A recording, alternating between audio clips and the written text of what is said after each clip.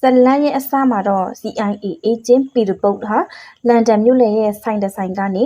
လျှို့ဝှက်အိတ်တအိတ်ကိုယူဆောင်ခဲ့ပါတယ်။ဇနီးဖြစ်သူဂျယ်လီကိုဖုန်းခေါ်ရင်ပြန်လာမဲ့အချိန်နောက်လိုက်တွေကတက်စီနံပါတ်ကိုဒူဒိုခေါင်းဆောင်စီကိုပို့လိုက်ပြီးဇေဗီယာဟိန်ဒေါ်လို့ခေါ်တဲ့စစ်သွေးကြွအကြမ်းဖက်ခေါင်းဆောင်ကတက်စီ GPS ကိုဟက်လိုက်ပြီးခြေရာခံလိုက်ပါတော့တယ်။ဘီဘုတ်ဟာတက်စီဒရိုင်ဘာရဲ့ဖုန်းကိုယူပြီး CIA ကိုဆက်တွဲကစိတ်ကန်းတစ်ခုမှလာရောက်ခေါ်ဆောင်ဖို့တောင်းဆိုခဲ့ပါတယ်။ဒရိုင်ဘာက GPS ထဲကိုလမ်းကြောင်းထဲလိုက်စီဗီယာရဲ့လူတွေရောက်လာပြီးတက်စီဒရိုင်ဘာကိုတက်တာယာတွေကိုပစ်ခွဲလိုက်ပါတယ်။ဘီဘုတ်က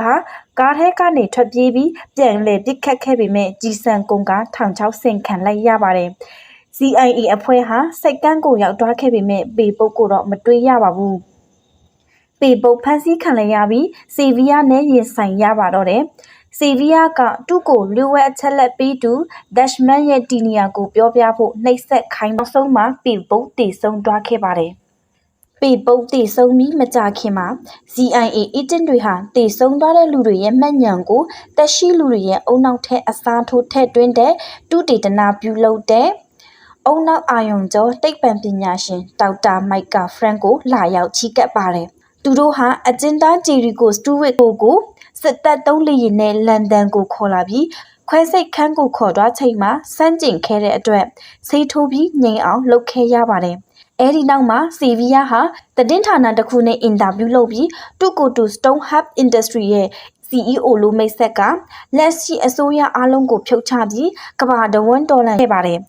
France ကမှတ်ဉာဏ်တွေဟာ48နာရီအတွင်းမေးမိန်သွားနိုင်ကြောင်းပြောပြခဲ့ပါတယ်။ဂျီရီကိုဟာပေပုတ်ရဲ့မှတ်ဉာဏ်တွေကြောင့်သူ့မှာခံစားချက်တွေပေါ်လာပြီးစိတ်ခံစားချက်တွေကိုမလိုချင်ပဲ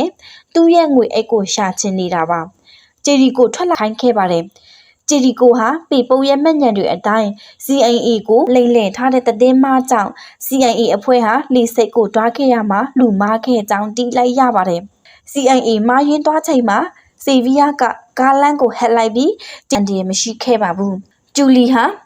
ဂျီရီကိုယုံကြည်သွားပြီးသူ့ကိုအိမ်မှာခိုလုံခွင့်ပေးခဲ့ပါတယ်။ဂျီရီကိုဟာဂျူလီရဲ့အလုပ်ဖြစ်တဲ့စာကြည့်တိတ်မှာ